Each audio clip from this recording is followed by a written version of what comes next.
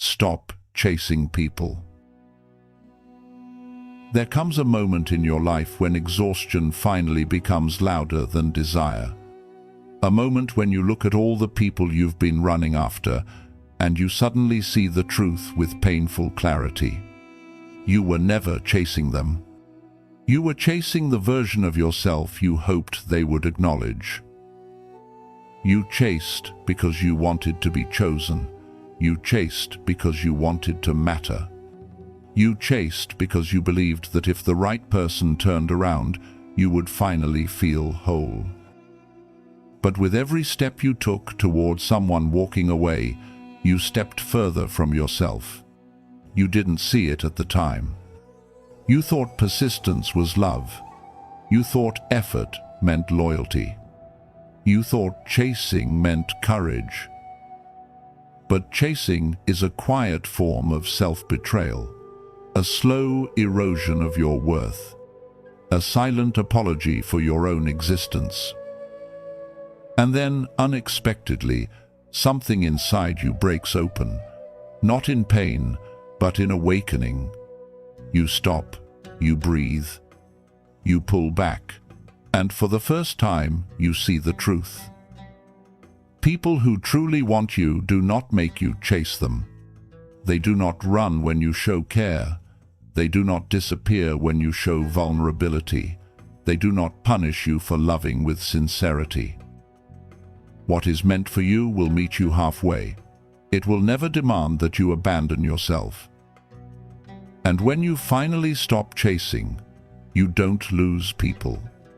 You lose illusions. You lose roles you were never meant to play.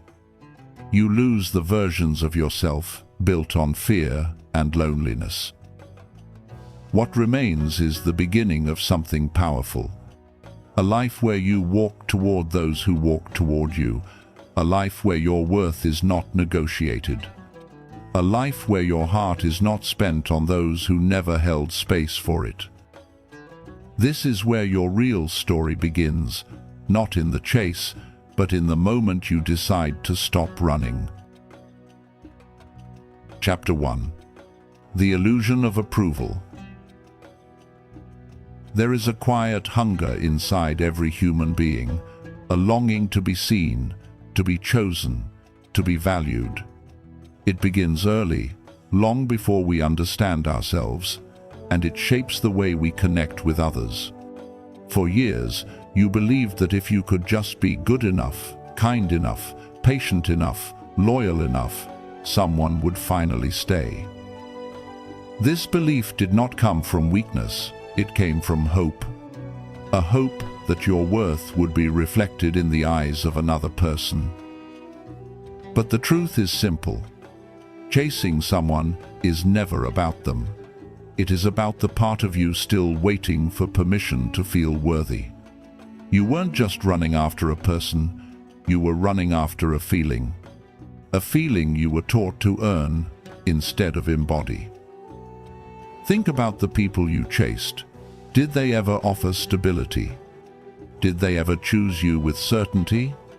Did they ever show consistency, effort, or presence? Or did you confuse their silence with mystery, their distance with depth, their inconsistency with complexity?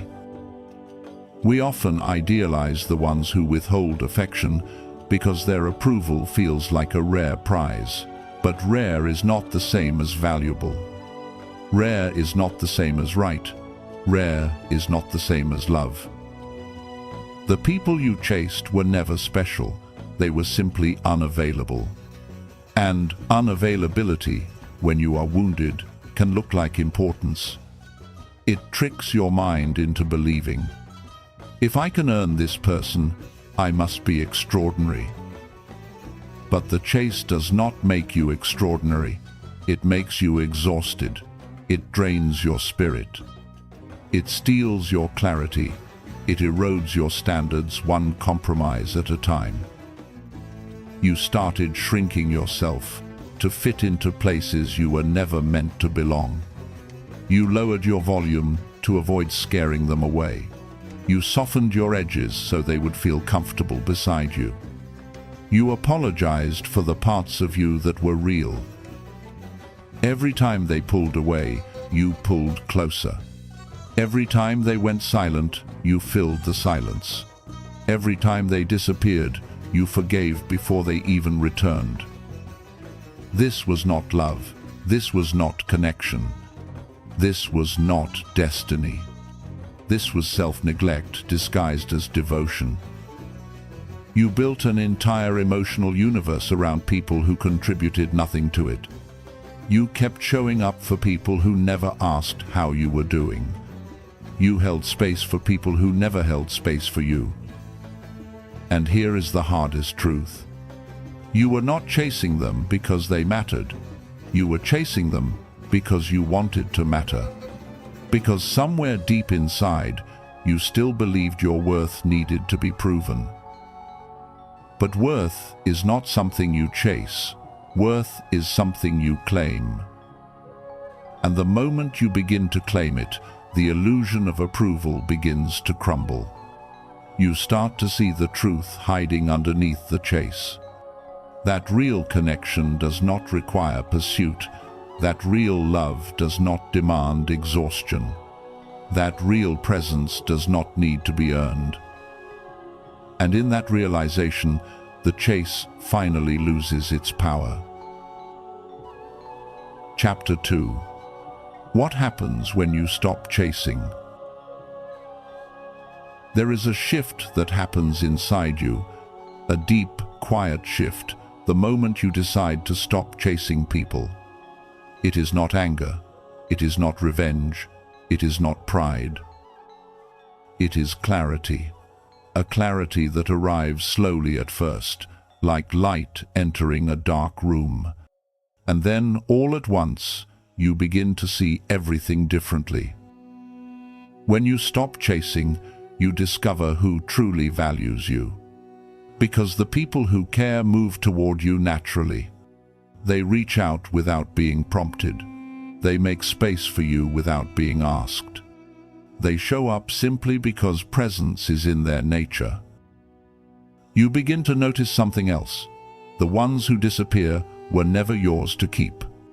They were held in your life only by the force of your effort. Your effort was the glue. Your energy was the foundation.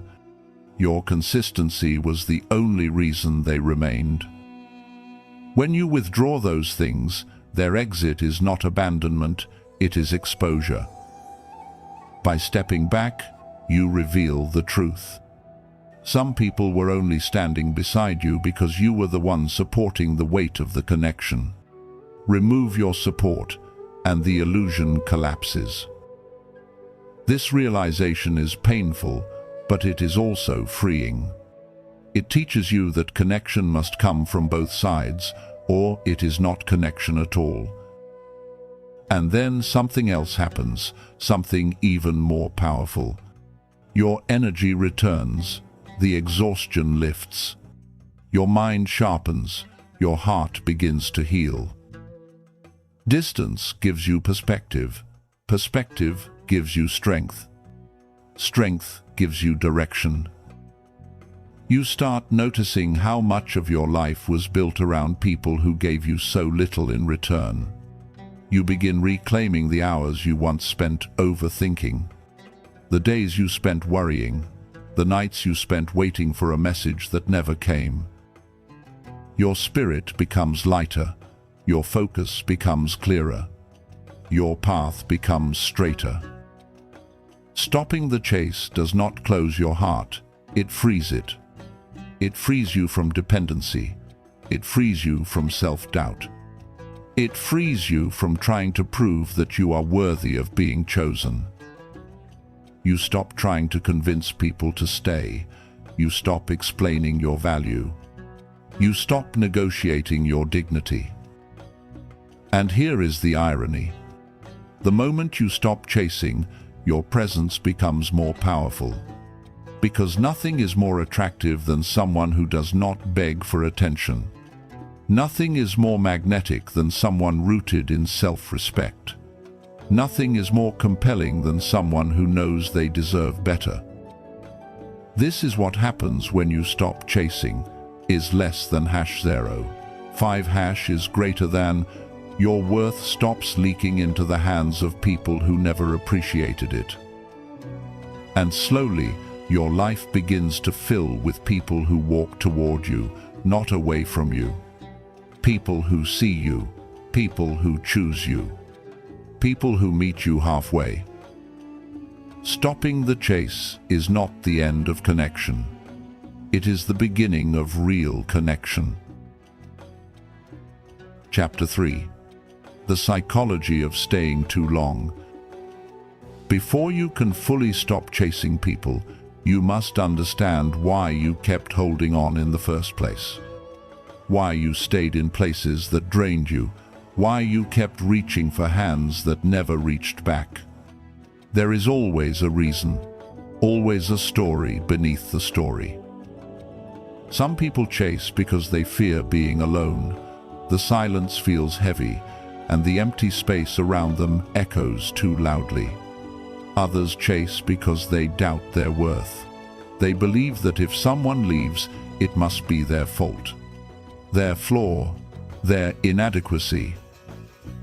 Some stay because they mistake inconsistency for chemistry, because emotional chaos mimics passion, because unpredictability feels exciting, even when it is destructive. And then there are those who chase because they were conditioned to earn love rather than receive it. If affection in your past was unpredictable, unstable, or withheld, your mind grows comfortable in the confusion of mixed signals. You begin to believe that love must be chased, that attention must be earned, that presence must be proven worthy of. This is not your fault. It is your programming, and programming can be rewired. Many people stay too long not because they are weak, but because they are loyal to a memory, to a hope, to a version of someone that never truly existed. We fall in love with potential, not reality, with imagination, not truth, with what we wished someone could be, not who they actually are. And that attachment to possibility makes us ignore the evidence in front of us. You saw the red flags, but you painted them white because the alternative, losing them, felt unbearable. You forgave things that betrayed your peace. You accepted patterns that broke your confidence. You tolerated behavior that dimmed your spirit. Not because you wanted to suffer, but because you wanted to believe. There is a deeper psychology at play. Human beings fear loss more than they value gain. The pain of letting go often feels worse than the pain of holding on. So we cling, we hope, we wait, we rewrite stories, we justify actions, we silence our instincts, until our mind becomes exhausted and our heart becomes numb. But here is the truth you must finally face. Staying in the wrong place is more damaging than walking away. Because the longer you stay, the more you teach yourself that your needs don't matter, that your comfort is optional, that your hurt is acceptable, that your worth is negotiable. This is the psychology of staying too long. You hold on to them because you've forgotten how to hold on to yourself. But awakening begins when you remember this. You are not meant to live in emotional debt. You are not meant to carry relationships alone. You are not meant to shrink so others can shine. Your healing begins the moment you understand the pattern. Your strength begins the moment you break it. Your freedom begins the moment you walk away. This is where detachment starts, not in the body, but in the mind. Chapter 4. Reclaiming your power. There comes a moment when the weight you've been carrying no longer feels like love, but like a burden you were never meant to hold. This moment is not dramatic. It does not come with fireworks or fury.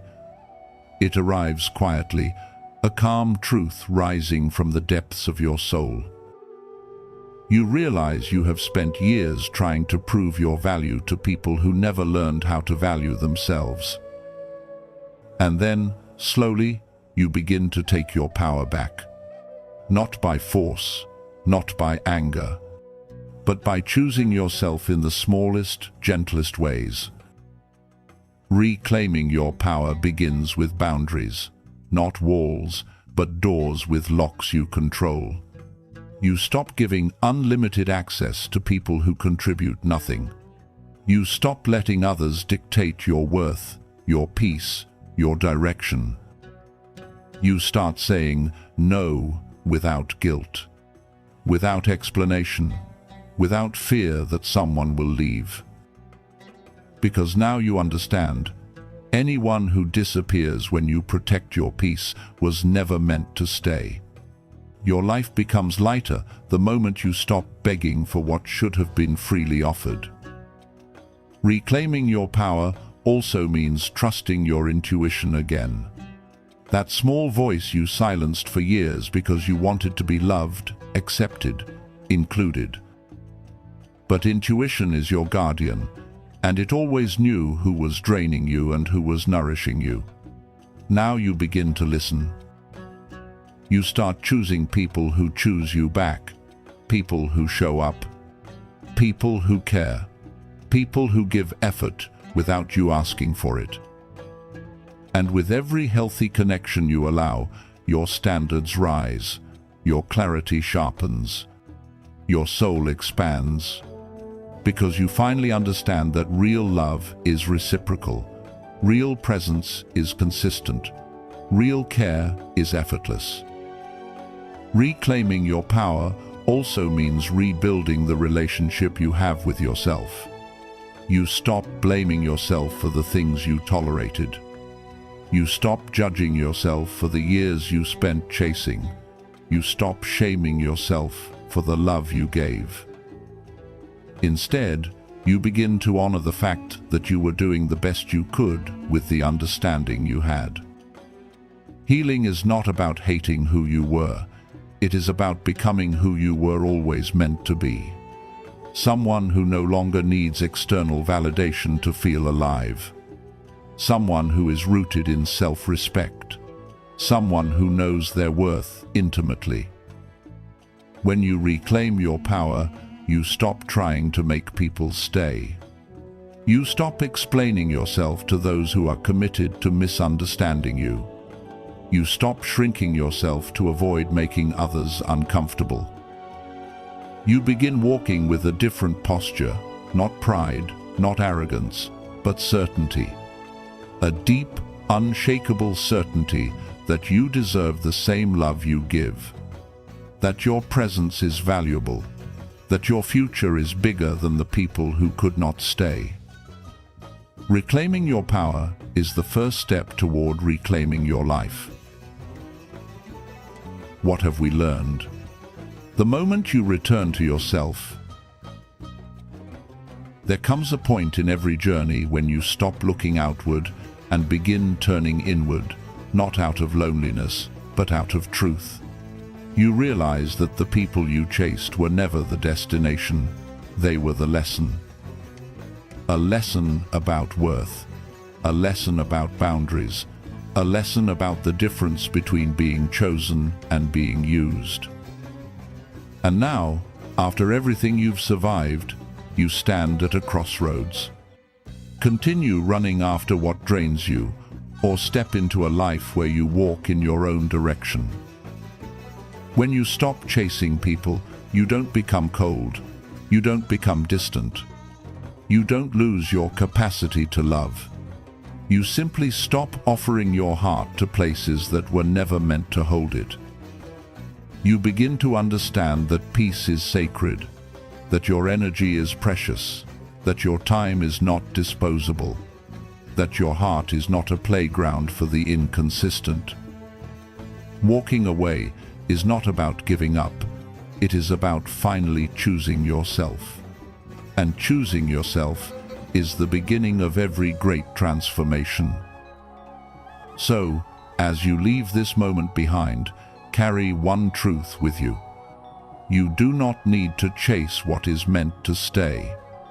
You do not need to beg for what is meant to choose you. You do not need to run to be worthy of love. You only need to return to yourself, and your life will begin to align. If this message spoke to your soul, share it with someone who needs strength today. And tell me in the comments, what will you stop chasing from this moment forward?